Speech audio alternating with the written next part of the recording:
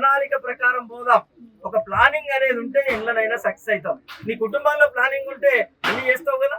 మరి ఇట్లనే ఇప్పుడు ఆరోగ్యాలు పాడవుతున్నాయి, మహిళల ఈ గర్భ విచ్ఛిత్తి అవుతుందని చెప్తుండ్రు, చర్మ వ్యాధులు వస్తున్నాయని చెప్తుండ్రు, ఎంటుకలు ఊడిపోతున్నాయని చెప్తుండ్రు.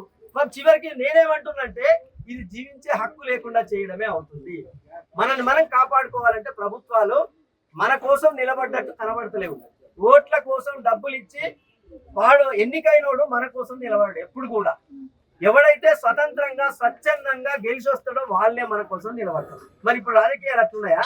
అందుకోసమే జెండాలు వద్దని చెప్తున్నాం.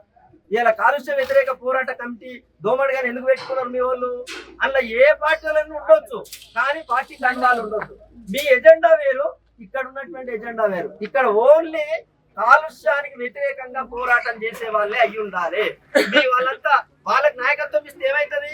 అరే మా పార్టీకి ఇట్లంటుంది, మా పార్టీకి ఇట్లా చెప్తుంది, కాబట్టి మనం గట్లనే పోదామనంటే ఈ ఊరి మునిగిపోతుంది. చివరికి మీ పిల్లల భవిష్యత్ అంతా కూడా నష్టపోయేటువంటి అవకాశం ఉంటుంది. ఇక్కడ వచ్చిన వాళ్ళందరికీ కూడా ధన్యవాదాలు చెప్తా ఉన్నాం. తప్పనిసరిగా ఎందుకనంటే ఈ పోరాటాలు జరగాలమ్మా. ఈ పోరాటాలు జరుగుతూనే ఈ ఒక్క చోటుతో కాదు, మిగతా చోట్లకు కూడా మేము వ్యాప్తి చెందాలి. మేము అంటే ఎవరు? పోరాటం చేసే వాళ్ళు, అన్యాయానికి వ్యతిరేకంగా నిలబడే వాళ్ళు, అక్రమాలకు వ్యతిరేకంగా నిలబడే వాళ్ళంతా కూడా ఏకం కావాలి.